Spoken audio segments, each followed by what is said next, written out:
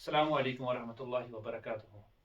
आज हम आए हैं यहाँ पे ज़िला गांदरबल के एक गांव में। सबसे पहले हम खैर मकदम करते हैं अपने मेहमान का जो यहाँ पे है हमारे साथ। तो इन्होंने एक ऐसी अचीवमेंट हासिल की है जो कि शायद ही एक तालिब इल्म का ख्वाब हो कि हम वहाँ पे पहुँचे। तो वो आप जान ही जाएंगे वीडियो में आगे क्या इन्होंने हासिल किया है। तो उसके लिए हम इनको मुबारकबाद पेश करते हैं और साथ साथ इनके वालिदैन और असातिज़ा किराम को भी मुबारकबाद पेश करते हैं। तो आइए मिलवाते हैं आपको हमारे मेहमान से। तो ये अपना तारुफ हमें देंगे कि इन्होंने ये कहाँ से है, इनका नाम और इन्होंने स्कूलिंग वगैरह कोचिंग वगैरह कहाँ से की है।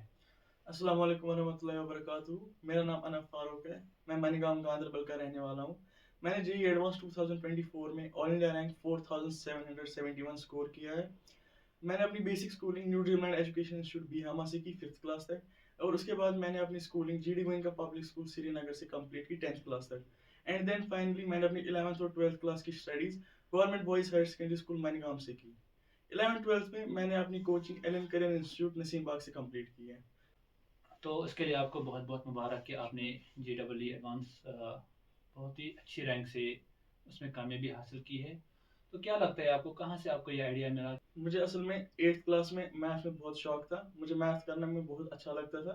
एंड देन उसके बाद मैंने ऑनलाइन देखा कि करियर अपॉर्चुनिटीज़ क्या है मैथमेटिक्स में। And looking at my conditions, मुझे आईआईटी जेईई बेस्ट लगा अपने लिए, अपने करियर के हिसाब से और अपने इंटरेस्ट के हिसाब से। इसलिए मैंने आईआईटी जेईई के बारे में मुझे पहली बार पता चला 9th क्लास के एंड में। तो क्या फ्यूचर है इसका IIT में, फिर आगे जाके आपको क्या लग रहा है आपसे? आईआईटीज़ में आपको एक्चुअली में जो सबसे इम्पोर्टेंट चीज़ रहती है वो है आपका जो पीयर ग्रुप रहता है वो बेस्ट ऑफ द कंट्री रहता है। क्योंकि वहाँ पे सारे बच्चे जो होते हैं वो हार्ड वर्किंग होते हैं। You are counted among the best of the best. तो उससे क्या होता है कि उससे आपको एक्सपोज़र मिलता है नई-नई चीज़ों का। ज़रूरी नहीं है कि आप आईआईटी जाके सिर्फ़ एक इंजीनियर बन पाएँ। You can also prepare for UPSC और you can go into entrepreneurship. It depends upon you. But the thing is that कि आपको एक पीयर ग्रुप मिलेगा बहुत अच्छा। एंड आल्सो अगर आपको इंटरेस्ट कोर इंजीनियरिंग में ही है, तो best faculty and best research opportunities भी आपको प्रोवाइड करेगा आईआईटी। तो अगर हम देखें कि बहुत सी मुश्किलात आ रही है जब हम, एक बहुत बड़ा इम्तिहान है, एक बहुत बड़ी अचीवमेंट है।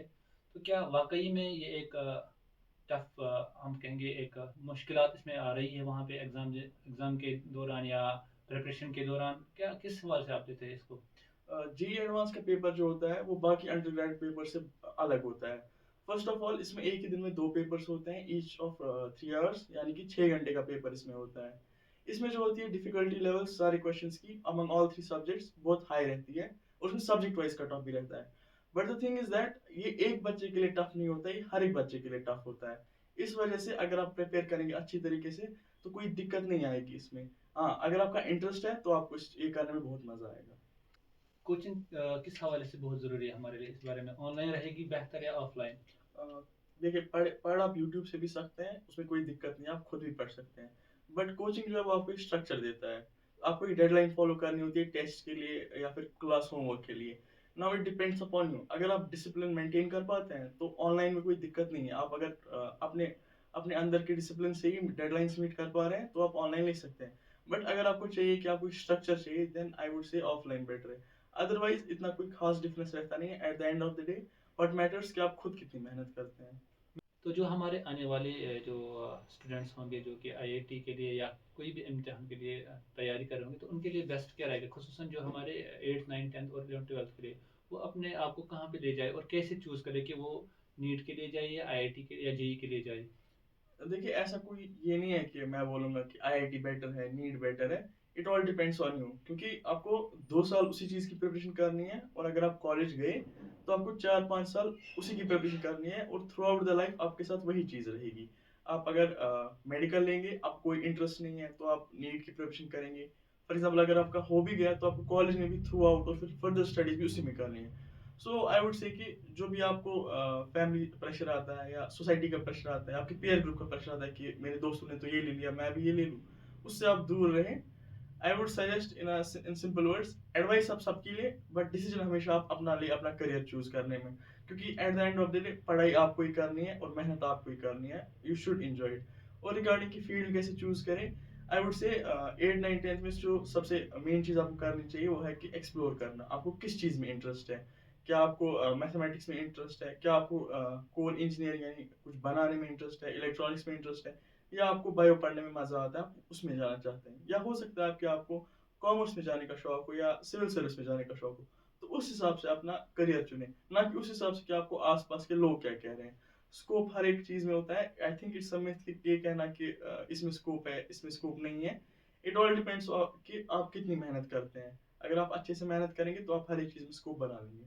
9th-10th के बच्चों को मैं और एक बात कहूँगा कि जो राइट टाइम होता है प्रिपरेशन करने का वो तभी होता है जब आपको दिमाग में आए कि प्रिपेयर करना है। Now is the best time to prepare for your exams जो भी आपको पसंद होगा विदाउट फैमिली प्रेशर। तो मैं आपको रिकमेंड करूँगा कि आप सबसे पहले जैसे मैंने कहा कि आप अपना एप्टीट्यूड बिल्ड करें, कि क्वेश्चन को कैसे अटैक करना है और रीडिंग एफिशिएंसी बढ़ाएँ। रिगार्डिंग कौन सी बुक्स करनी है मैंने पर्सनली 9th-10th में out of curiosity and interest मैंने 9th और 8th में पहले एमटीजी की बुक्स करी थी एंड 10th में मैंने आर डी शर्मा और मॉडर्न फिजिक्स वगैरह की बुक्स करी थी। सो आई वुड से कि आप वो कर सकते हैं या आपके अगर मेंटर कुछ और कंसल्ट करते हैं जिनको एक्सपीरियंस हो आईआईटी का तो आप वो भी फॉलो कर सकते हैं। But the main thing is कि आपको अपना एप्टीट्यूड ही बिल्ड करना होगा, आपको अपने जो थिंकिंग कैपेसिटी है उस पर काम करना होगा। मेंटर्स का रोल क्या रहा है आपके इस सफ़र में, और क्या लगता है आपको कि हम अपने मेंटर को कैसे चूज़ करें? मेंटर्स की बहुत ज़्यादा ज़रूरत होती है क्योंकि वो आपको सही रास्ता दिखाते हैं। वो आपको बताते हैं कि अब वो अपनी जी प्रिपरेशन या नीट प्रिपरेशन के दौरान क्या करना चाहिए और क्या नहीं। मेरे पर्सनली मेंटर जो है वो मेरे कोचिंग में मेरे टीचर्स रहे हैं हारिस सर, हुमायूं सर और रजनीश सर। उन्होंने इन 2 साल में मुझे बहुत ज़्यादा गाइड किया है in their respective subjects as well as उन्होंने मुझे जनरली भी जो है बहुत ज़्यादा हेल्प की है जेईई में। मेंटर्स आई वुड से कि आप वाइज़ली चुनें जो आपको अच्छे से गाइड करें, जिनके पास एक्सपीरियंस हो। जो हमारे बोर्ड एग्ज़ाम्स होते हैं 11th-12th, और यहाँ से जेईई की प्रिपरेशन या जेईई की, तो आप उनको कैसे बैलेंस कर पाते हो? जेके बोस जो है उसमें मेनली आपको एनसीईआरटी से ही पूछते हैं। एनसीईआरटी से बाहर वो आपको कुछ नहीं पूछते और वेरी बेसिक डेफिनेशंस वगैरह होती हैं। तो जब आप जी या नीट की प्रिपरेशन करेंगे तो एटलीस्ट फिजिक्स केमिस्ट्री में आपकी एनसीईआरटी कवर ऑलरेडी हो जाएगी। नाउ रिमेनिंग मैथ्स मैथ्स भी आप कर सकते हैं एनसीईआरटी, उसमें कोई उतनी बड़ी दिक्कत नहीं है। और जो है आप गेस्ट पेपर वगैरह और मॉडल पेपर भी कीजिए, उससे बाहर जेके बोस पे पेपर नहीं आता है तो उसमें उतनी बड़ी दिक्कत नहीं रहेगी। एवरेज टाइम क्या रहेगी हमारी की प्रिपरेशन में, और हम बुक्स कौन-कौन सी कंसीडर करें? एवरेज एवरेज टाइम जो है कि आपको दिन के कितने घंटा पढ़ना चाहिए, मैं उस चीज़ में बिलीव नहीं करता हूँ। व्हाट आई हैड वाज कि मैं रात को सोने से पहले अगले दिन के टारगेट्स लिखता था कि मुझे क्या-क्या टारगेट मीट करने हैं, किस में रिवीजन करना है, किस में कौन से क्वेश्चंस करने हैं या कौन से मॉक्स देने हैं। तो मैं उनको मीट करने की कोशिश करता था। मैं अपने घंटे नहीं गिनता था कि मैं कितने घंटे पढ़ रहा हूँ। All that mattered for me कि मुझे कितने टारगेट्स मीट हो रहे हैं। जो हमारी प्रिपरेशन होती है वो हम जो हमारा 11th-12th का सिलेबस होता है उसी पे भी दारोमदार रहता है, या फिर हम कोई अलग पर्टिकुलर कोई बुक इसके लिए कंसीडर करें कि हमें ये एग्ज़ाम क्रैक करना है? 11th-12th के लिए for JEE Mains and NEET आप 11th-12th का ही सिलेबस फॉलो कीजिए और एडवांस के लिए भी मोस्टली आपको 11th-12th का ही सिलेबस फॉलो करना होगा। सिर्फ कुछ क्वेश्चंस ऐसे होते हैं कभी-कभी जो 11th-12th के सिलेबस से बाहर आते हैं और वो भी बहुत रेयर है। सो आई वुड सजेस्ट आप 11th-12th की सिलेबस के दायरे में ही प्रिपरेशन करें। जो कोई भी अब आगे पढ़ना चाहता हो या आईआईटी में जाना चाहता हो, तो उनके लिए क्या रोड मैप आप अपनी तरफ से सजेस्ट कर रहे हो कि वो कैसे उसके लिए पर्टिकुलर जो 8, 9, 10 अगर हम पहले से देखें, तो उनके लिए क्या आप सजेस्ट करो, वो कैसे अपने आप को प्रिपेयर करें इन एग्ज़ाम्स के लिए? 8, 9, 10th को मैं इतना ही कहूँगा, आपको आई पर्सनली फील कि आपको अपना एप्टीट्यूड बिल्ड करना पड़ेगा 3 सब्जेक्ट्स के लिए। एप्टीट्यूड इन द सेंस आपको सीखना होगा कि क्वेश्चन को कैसे रीड किया जाता है, उसको कैसे अटैक किया जाता है। इसके लिए आई वुड सजेस्ट सबसे इम्पोर्टेंट चीज़ जो होती है वो आपकी रीडिंग एफिशिएंसी होता है। तो मैं आपको कहूँगा अगर आप 8, 9, 10th में हैं, सो आई वुड सजेस्ट कि आप ज़्यादा से ज़्यादा लिटरेचर पढ़ें, जिससे आपकी रीडिंग एफिशिएंसी फास्ट हो जाए। क्योंकि एडवांस के जो क्वेश्चंस होते हैं वो बहुत ज़्यादा लंबे होते हैं, उनमें आपको बहुत ज़्यादा हेल्प मिलेगी। एंड अगर आपको टाइम बच रहा है, आई वुड सजेस्ट कि आप कोई बुक करें, अपने मेंटर से कंसल्ट करके कोई बुक करें, बट ज़्यादा उतना डेप्थ में घुसने की ज़रूरत नहीं है। जो पेपर मॉडल होता है वो कैसे आता है? वो डिस्क्रिप्टिव होता है, जो ऑब्जेक्टिव होता है? तो आप अगर हम यहाँ पे क्लियर कर लें कि ताकि जो भी हमारे देखने वाले हो, चाहे अभी तैयारी कर रहे हो, तो उनके ज़हन में अभी ये आए कि वहाँ पे कैसे मिलता है और टाइम वगैरह वो सब कुछ। जेईई मेंस का पेपर जो होता है उसमें पर सब्जेक्ट 30 क्वेश्चंस होते हैं, जिनमें से आपको 25 करने होते हैं और उनमें होता है 20 एमसीक्यूज और 10 न्यूमेरिकल टाइप, जिनमें से 5 आपको सिलेक्ट करके करने होते हैं। जी एडवांस का जो पैटर्न है वो फिक्स नहीं होता है, वो आपको एग्जाम डे पे ही पता चलता है।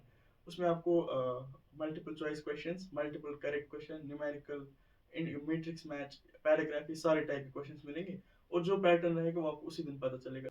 तो अनब साहब, जो आपकी फैमिली थी, उनका क्या रोल रहा है इसमें? सबसे ज़्यादा सपोर्ट जिनने मुझे मेरी जेईई प्रिपरेशन में किया वो मेरी मदर ने किया। B it financial, B it emotional, उन्होंने मुझे हमेशा सपोर्ट किया। चाहे मेरे अगर मेरे कम नंबर आते थे तो मैं उनके पास जाता था कि मॉक्स में मेरे इतने नंबर आए, तो वो कहते थे कोई दिक्कत नहीं है, हम आप आगे काम करो। फाइनेंशियली भी उन्होंने मुझे बहुत सपोर्ट किया। जब मैंने कहा कि मुझे एलन जाना है तो उन्होंने पैसे अरेंज कराए मेरी कोचिंग वगैरह के, तो उन्होंने मुझे फाइनेंशियली बहुत सपोर्ट किया। ऑन टॉप ऑफ दैट मेरे जो अंकल हैं उन्होंने भी मुझे बहुत ज़्यादा अनकंडीशनल सपोर्ट दिया है। वो मुझे एग्जाम डे पे भी साथ आते थे। उन्हें थ्रू आउट माई प्रिपरेशन उन्होंने मुझे अनकंडीशनल सपोर्ट दिया है for my preparation. Thank you. तो ये हमारे साथ थे अनब फारूक, जो कि मनीगाम गांधरबल से ताल्लुक़ रखते हैं। शायद ही गांधरबल के पहले शागिर्द हैं जिन्होंने आईआईटी क्वालिफाई किया है।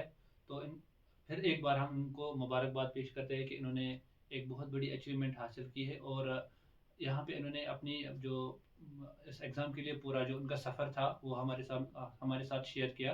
तो और साथ साथ अपने वालिदैन और असातिज़ा का नाम भी फ़ख्र से बुलंद करेंगे। शुक्रिया अनब फारूक, हमारे साथ वक़्त देने के लिए। तो best of luck for your future.